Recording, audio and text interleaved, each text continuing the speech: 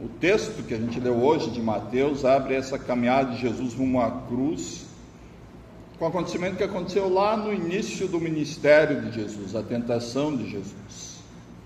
E hoje a gente quer meditar assim em três, digamos assim, talvez em três capítulos, em três tempos. Primeiro, uma breve introdução, depois meditar assim qual é o alvo principal do diabo, das tentações, e depois o que dá para desdobrar, o que dá para aprender, especialmente um aspecto que dá para aprender desse texto sobre as estratégias do diabo e também as estratégias de Jesus, que a gente pode aprender de Jesus para vencer as tentações.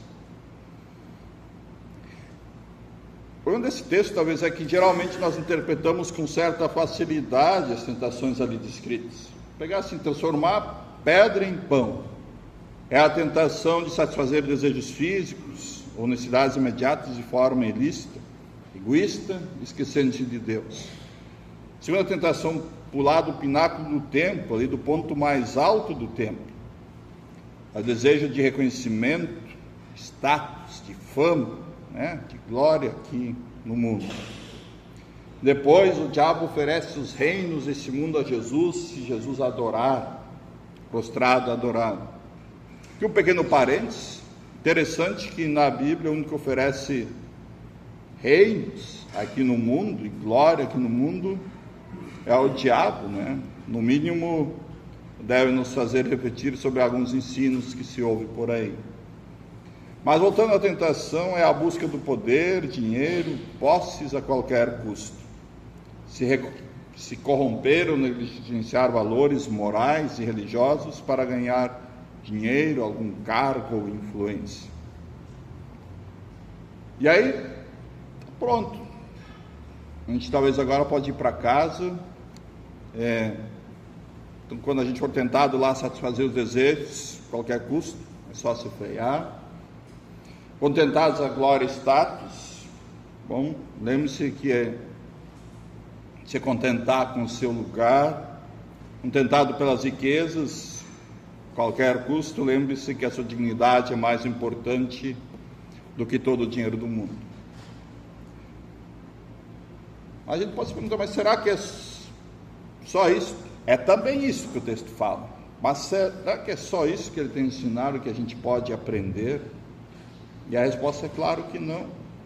Quando a gente lê esse texto, dentro de um contexto maior da Bíblia, a gente vê lá uma conexão próxima com Jesus lá na cruz, principalmente nos momentos antes de ser crucificado e na cruz mesmo, e também olhando para trás, a gente lê esse texto, a gente percebe uma conexão muito próxima com esse texto que a gente ouviu aí, da tentação de Adão e Eva lá no início. E o que está em jogo aqui, na tentação que Jesus sofre, não é só um comportamento moral,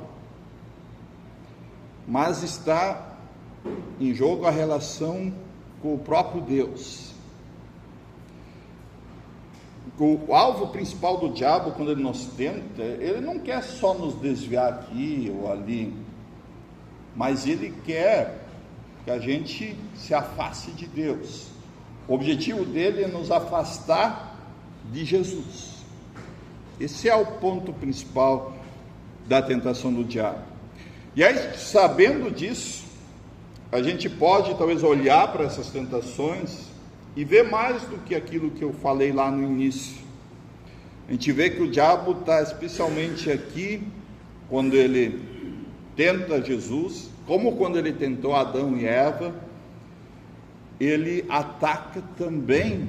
Um dos aspectos é que ele ataca a nossa relação com a palavra de Deus, que é pela palavra que Deus cria a nossa vida e também a nossa vida espiritual, e alimenta essa vida e cuida dessa vida, e por isso o diabo ataca a nossa relação com esta palavra de Deus. Mas antes da gente continuar, é importante primeiro talvez uma boa notícia. Onde Adão e Eva falharam, e nós também falhamos, Jesus superabundou. Onde Adão e Eva foram derrotados, Jesus venceu.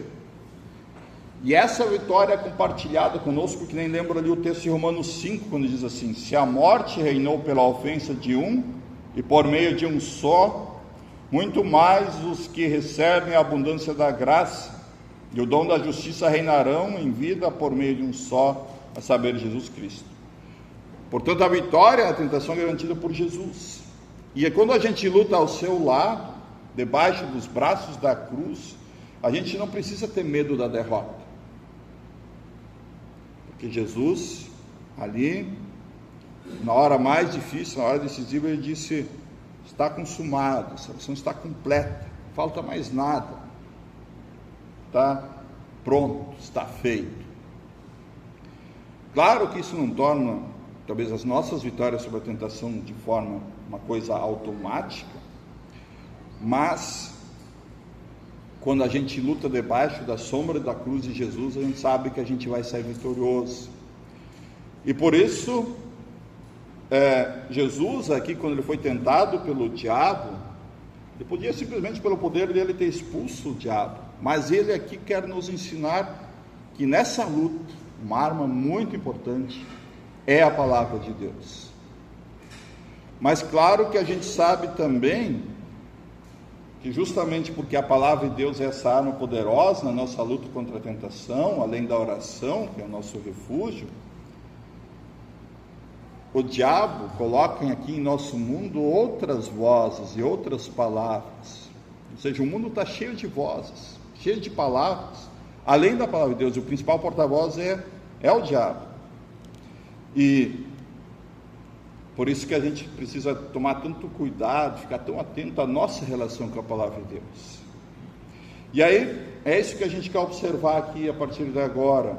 Como é que a gente, se refugiando em Jesus, na sua palavra, consegue vencer as tentações, e como é que o diabo ali atacou essa relação com a palavra de Deus? E a primeira tentação, se vocês quiserem abrir a Bíblia até lá em Mateus 4, a primeira tentação diz respeito a como nós recebemos a palavra de Deus. Como é que a gente ouve a palavra de Deus? Alguém nos anuncia a palavra, como é que eu recebo essa palavra?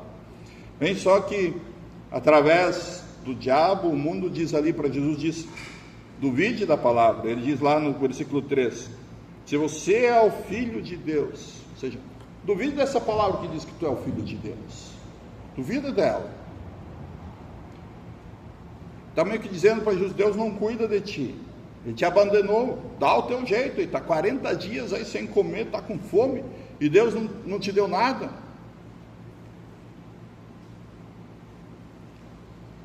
O que está escrito lá não é tudo verdade.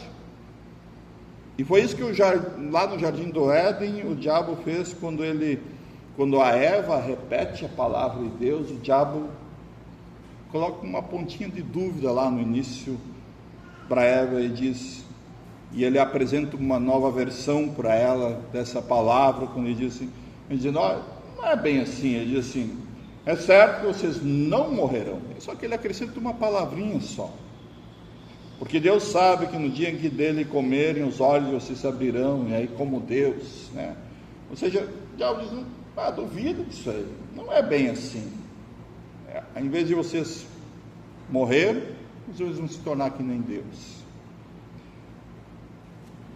E aí, quem de nós nunca ouviu alguém duvidar da palavra de Deus? E principalmente desacreditar Jesus? Ainda hoje, apesar das inúmeras provas, até fora da Bíblia, tem muita gente que não acredita que Jesus de fato viveu. Outros não aceitam que Jesus fez milagres. Outros que ele morreu e sofreu em nosso lugar na cruz. Mas só que o diabo, o mundo está cheio de vozes aí que levam a duvidar da palavra.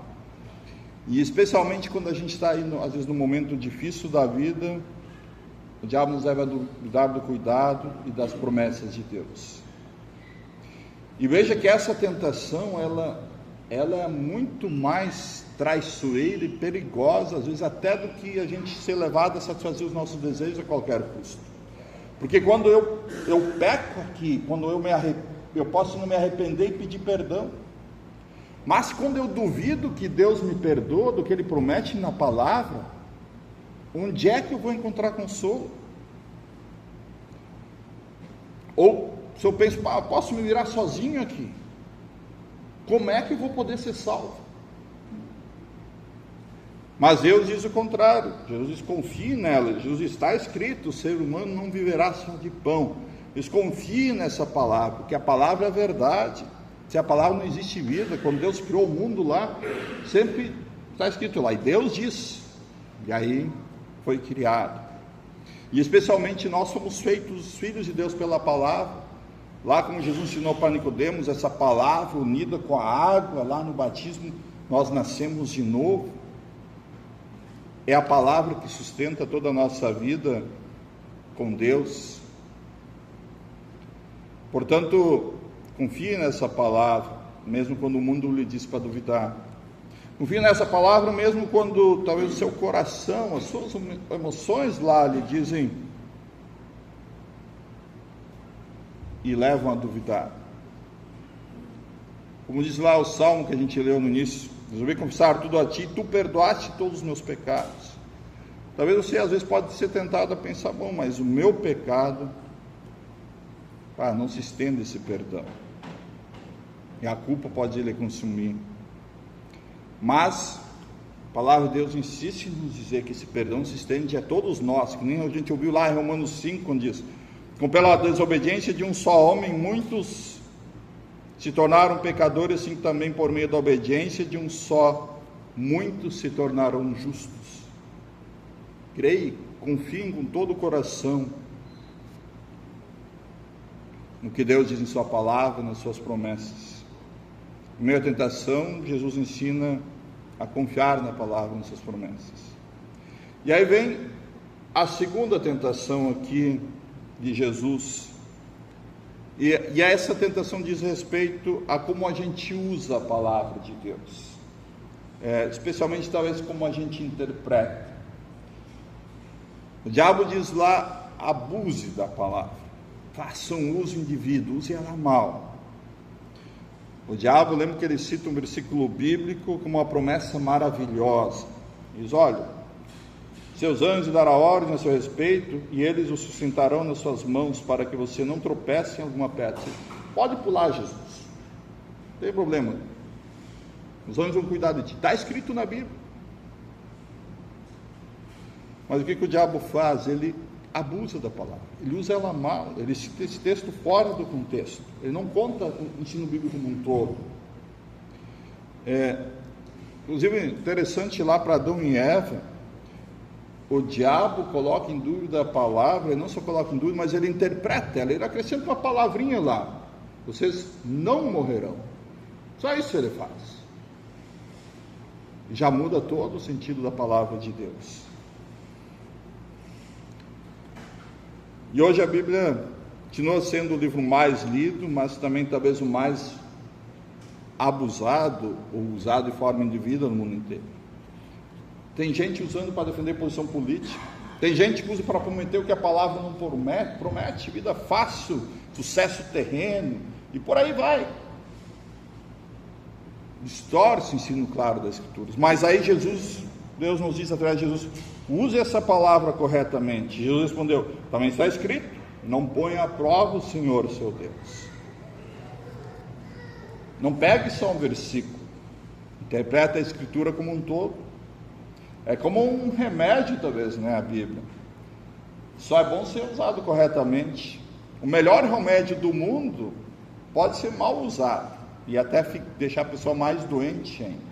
Se a Bíblia precisa deixar que a própria palavra seja a fonte da nossa interpretação, e que o Espírito Santo nos acompanhe ao lermos esta palavra.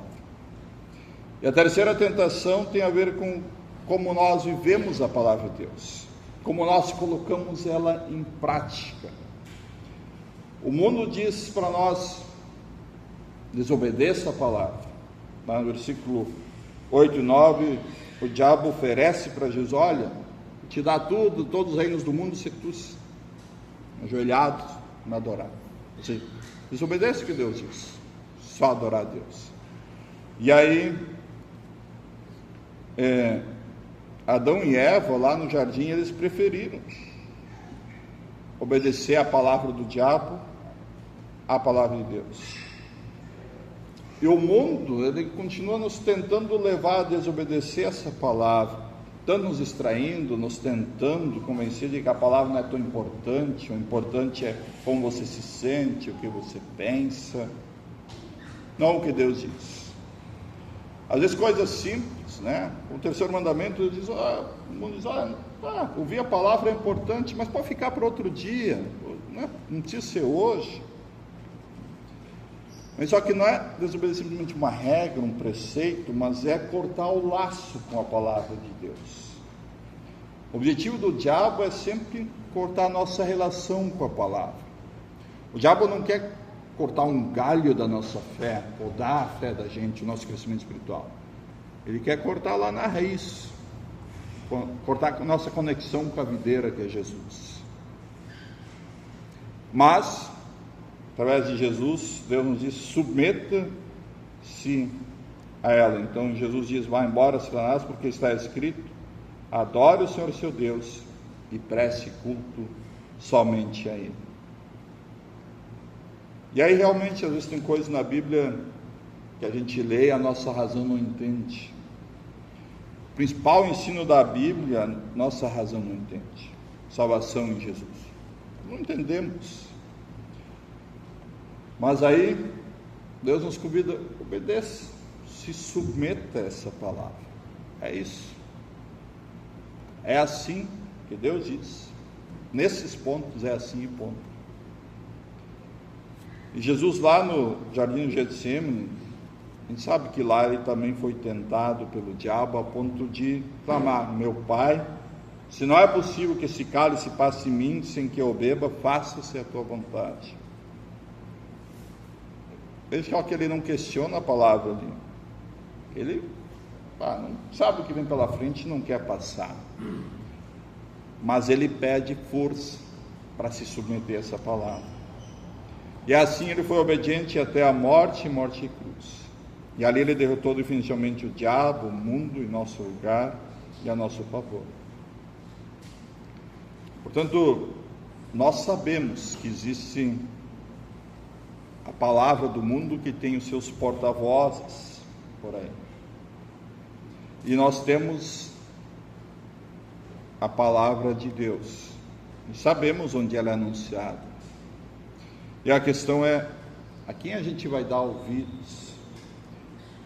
Aquela que nos dá a vida em Jesus, que Deus usa para nos chamar para junto dele, para nos manter, nos cuidar, nos orientar, nos guiar, ou aquela que nos afasta de Deus e nos leva à morte? Amém.